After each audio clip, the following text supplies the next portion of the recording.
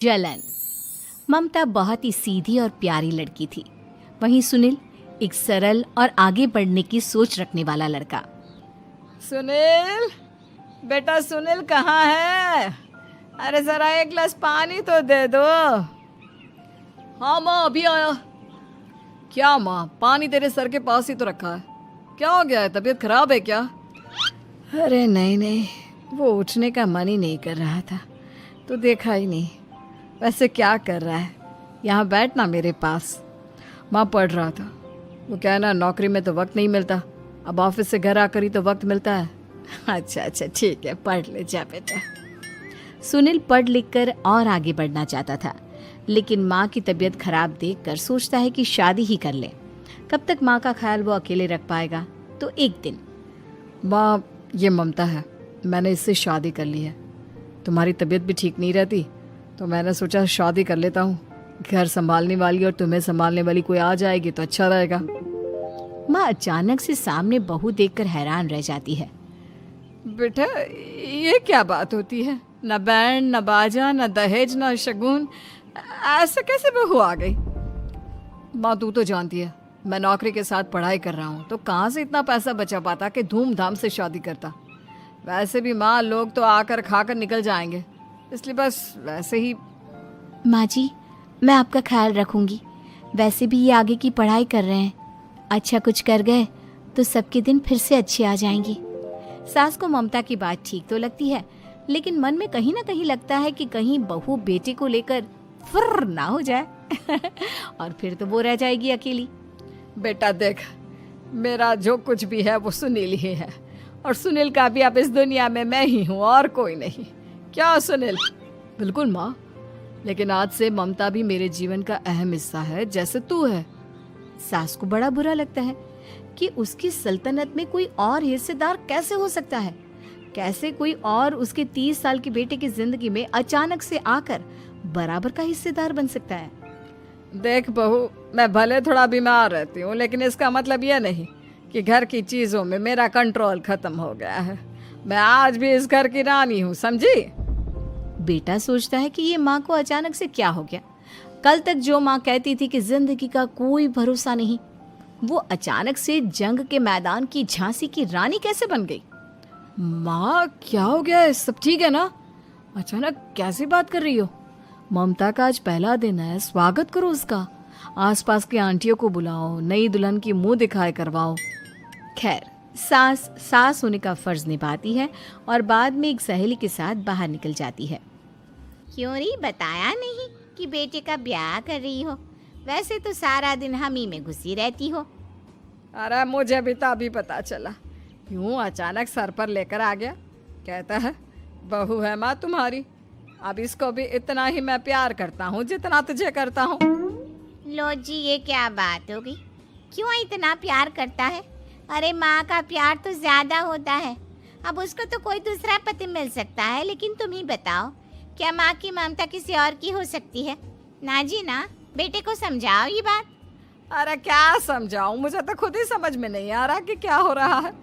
जो बेटा कल तक माँ माँ करता था, अचानक से बीवी बीवी का राग आलाप रहा है।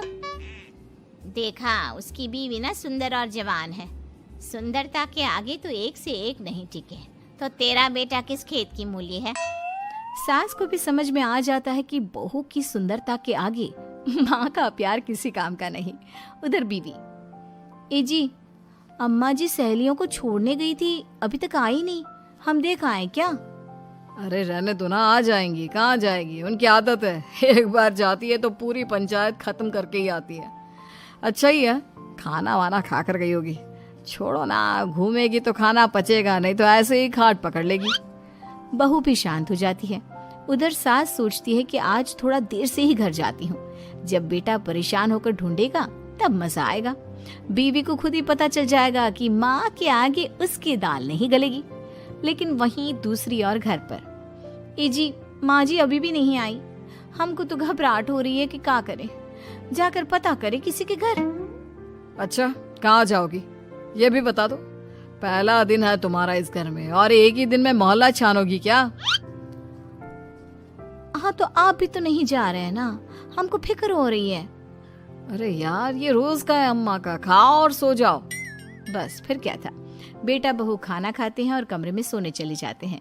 उधर जब सास को कोई देखने नहीं आता तो वो हार कर घर आ जाती है, जहाँ वो देखती है कि सारे घर की लाइट्स बंद है। सास को गुस्सा आता है, बहू, ममता बहू कहाँ हो?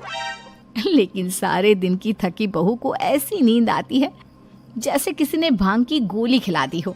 वो तो नहीं उठती। उठकर आ जाता है बेटा। अरे क्या बात है अम्मा, काहे चिल्ला रही हो? अरे सो जाओ ना, सुबह की थकी है बहू, वो सो रही है। जोर से बोलोगी तो नींद खुल जाएगी उसकी। माँ को गुस्सा आ जाता है। फिलहाल तो सो जाती है, लेकिन मन ही मन ढेर सारा जहर बहू के लिए भरा होता है। सुबह बहू चाय बना रही होती है कि सास धीरे से गैस तेज कर देती है, जिससे चाय का बर्तन जल जाता है। और जैसे ही बहू चाय का बर्तन उठाती है, उसका हाथ जल जाता है।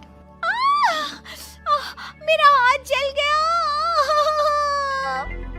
वो जोर जोर से चिल्लाकर इधर उधर भागती है कि सास थोड़ी देर में उसके हाथ में पानी डाल देती है। हाय रे बहू, क्या कर रही हो? पहली बार रसोई छुई हो क्या? सासू माँ गलती से गैस तेज रह गई थी और बर्तन जल गया, जिससे मेरा हाथ जल गया। हाय रे, कितना गंदा दाग। छी छी छी छी, मुझे तो उल्टी आ रही है तेरा गला हुआ मांस देखकर। तू ना मुझे अभी साथ से खाना मत लगाना। बहू भी खुद का हाथ देखती है तो उसे भी रोना आ जाता है। कुछ दिनों के बाद सास की सहेली आती है, बहू चाय बनाकर लाती है। उसके जाने के बाद सहेली कहती है, बहू की सुंदरता ऐसी है कि कोई भी दीवाना हो जाए। वैसे तेरे बेटे का क्या हाल है? अरे वैसा ही है, बहू के पीछे लट्टू। क्या करूं, कुछ समझ में नहीं आ रहा। मैंने तो बहू के चेहरे पर दिवाली के पटाखे की चक्री फेंक दी, उसका पूरा चेहरा जल गया। अब देखो ना रही सुंदरता, और ना ही अब मेरा बेटा उसे पूछता है। अरे अब तो वो उसे छोड़कर दूसरी भी देखने को बोल गया है मुझे। बहू सारी बात सुन रही होती है। आंटी एक बात बताइए, क्या भरोसा है कि दूसरी सही आए और आपके अनुसार रहे? देखिए आंटी, मेरी सासू माँ को गलत बात सिखाने की जरूरत नहीं है। हमारा परिवार साथ में खुशी से रह रहा है। देख बहू, मेरी सहेली की बेइज्जती ना कर, वही अच्छा रहेगा तेरे लिए, समझी? बहू नहीं मानती है। वो बार बार उनकी सहेली को घर से निकल जाने को कहती है। तभी सास की सहेली पास के चूल्हे से लकड़ी लाकर बहू के चेहरे पर लगा देती है। बहू जोर जोर से रोने लगती है। अरे ये क्या कर दिया? मैंने कहा किया, ये तो तूने किया। तू ही नहीं चाहती थी कि बहू बेटे के साथ रहे, भला मैं क्यों करूंगी? मैं तो चली, निपटो अब। बहू रो रही होती है, दर्द से चिल्ला रही होती है, लेकिन सास उसे डॉक्टर के पास नहीं ले जाती। तभी पति आता है। क्या हो गया ममता? ये दाग कैसे लगा? तुम कैसे जली? ममता कुछ नहीं कहती, बस दर्द से करा रही होती है। पति माँ की तरफ देखता है। हो ना हो माँ, ये पक्का आपका काम है। आप ही ममता से जला करती थी ना। देखना माँ, अब पुलिस आएगी, केस बनेगा, लेकिन पहले मैं ममता को अस्पताल लेकर जा रहा हूँ। सभी अस्पताल जाते हैं, जहाँ डॉक्टर ममता की सास से कहते हैं, आपने तो नहीं जलाया ना बहू को? अब ममता की सास के तो पसीने छूट रहे होते हैं। वो घबरा कर कहती है, ना ना डॉक्टर साहब, कैसी बात करते हैं? हम क्यों जलाएंगे अपनी बहू को? डॉक्टर ममता के पति से पूछते हैं। देखिए, क्योंकि ये ससुराल में जली है तो मामला पुलिस का बनता है, तो आप पहले पुलिस को बुलाइए, तभी इलाज पूरा होगा। सास डर जाती है कि अब तो बच्ची जिंदगी जेल में ही रहना होगा। रहने दीजिए ना, पुलिस को क्यों बुलाना? सारी हंसी खत्म हो जाएगी जब पुलिस के डंडे पड़ेंगे। बहू को जलाना भले ही बहुत आसान हो, लेकिन उसके बाद सारी जिंदगी जेल की हवा खाना। सास डर जाती है। पुलिस आती है। पास लेटी दर्द से करा रही ममता स्टेटमेंट देती है। तो क्या हुआ था? कैसे जली आप? ममता पास खड़ी सास को देखती है। बेटी बताओ, कैसे जल गई तुम? ओए, काका का किरण वाली शाहरुख, चुप, बिल्कुल चुप। सास चुप। सभी इंतजार करते हैं कि ममता क्या बोलेगी। जी मैं खाना बना रही थी, लकड़ी उड़कर मेरे ऊपर गिर गई और मैं जल गई। सास बहू की बात सुनकर रोने लगती है। देखा माँ, कितनी समझदार है ममता। ये चाहती तो, हाँ बेटा, ये चाहती तो मैं आज जेल में होती। मुझे माफ कर दे, मैं आगे से अभी कभी ऐसा नहीं करूंगी बहू के साथ। नदी के किनारे बसा एक गांव फूलपुर। गांव में कुछ 100-150 लोग रहते थे। अंजलि, जो कि पास ही के जिले में रहती थी और 12वीं पास कर चुकी थी, उसके पिताजी ने बेटी को जल्दी विदा करने के लिए उसकी शादी फूलपुर गांव के मुकेश से करवा दी थी। मुकेश कभी स्कूल नहीं गया था और इस कारण वो पढ़ा लिखा नहीं था और बाकी गांव वालों की हालत भी मुकेश जैसी ही थी। मुकेश के घर में उसके माता पिता भी रहते थे। सासू माँ, मैं बाहर मंदिर तक जा रही हूँ, आधे घंटे में आ जाऊंगी। अरे अभी कहीं जाने की जरूरत नहीं है, चुपचाप जाके रसोई में रात के खाने की तैयारी करो। और ये घूंघट क्यों हटा लिया है तुमने? क्या पता नहीं कि इस गांव में औरतें बिना घूंघट के नहीं रहती? रात में अंजलि छत पर जाकर अपनी मम्मी से बात कर रही होती है। तभी गांव की 3-4 औरतें उसे देख लेती है और दरवाजे पर आकर उसकी सास से शिकायत करने लगती है। और क्या हुआ? अरे छत पे तो देखो, आपकी बहू मटक मटक के किसी से फोन पर बात कर रही है, दिन भर फोन पे लगी रहती है। अरे कल तो मंदिर के पास वो क्या कहते हैं, सेल्फी ले रही थी। शहर की बहू रखना अच्छा शान की बात है, पर देखना इसके लक्षण से ये तो तुम्हारे परिवार को बदनाम ना कर दे। ये पहली बार नहीं था जब सास से गांव के लोगों ने अंजलि की बुराई या शिकायत नहीं की हो। अब तो ये रोज की बात थी। अंजलि ये सब सुन लेती है। जब वो नीचे जाती है तो मुकेश भी वहां आ जाता है। सास कहती है, बेटा, लोग घर आकर शिकायत करने लगे हैं बहू के कामों की, देख लो। पति हो, संयम से रखो इसे। माँ जी, मैं तो अपनी माँ से बात कर रही थी क्योंकि यहाँ कोई बात करने लायक ही नहीं है और अब मैं माँ के पास ही रहूंगी। वहाँ क्या रहना, वहाँ बाहर के लोग तो ठीक है पर घर के लोग भी इज्जत ना दे सके। अरे नहीं नहीं अंजलि, ऐसा नहीं है, धीरे धीरे सब ठीक हो जाएगा, तुम फिक्र ना करो। अरे बस कुछ बोलना ही नहीं है, सर पे चढ़ा रखा है बहू को। सास मुकेश की नरम बात सुन के वहाँ से मुंह चढ़ाकर चली जाती है। मैं तो कहती हूँ हम दोनों शहर चले जाते हैं, मैं पढ़ी लिखी हूँ, मुझे वहाँ नौकरी भी मिल जाएगी और थोड़े दिनों में आप ही वहाँ कुछ काम ढूंढ लेना। अरे नहीं नहीं अंजलि, हम यहाँ ना गांव का खेत, माँ पिताजी को छोड़कर शहर नहीं जा सकते। माँ पिताजी को कैसा लगेगा और गांव वाले क्या सोचेंगे? ये कहकर मुकेश सोने चला जाता है और अंजलि की गांव वालों द्वारा बुराई का सिलसिला बहुत दिनों तक चलता ही रहता है। लेकिन अंजलि गुस्सा ना दिखाते हुए समझदारी से काम लेती है। बारिश का मौसम चालू हो जाता है। जोरदार बारिश से पूरे गांव में हाहाकार मच जाता है। दुर्गा नदी में बाढ़ आ जाती है और बाढ़ का पानी पूरे गांव की फसल तबाह कर देता है। फसल की ये हालत देखकर गांव वाले निराश हो जाते हैं और बात तो यहाँ तक पहुँच जाती है कि कुछ लोग तो अंजलि को इस सब का दोषी ठहरा देते हैं। अरे पूरी फसल तबाह हो गई, पता नहीं किसकी नजर लग गई है।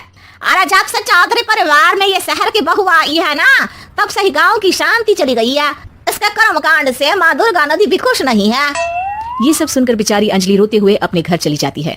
कुछ दिन बाद सभी गांव वाले अपनी फसल का मुआवजा लेकर अपने अपने घर आते हैं। मुकेश भी 1500 लेकर आता है।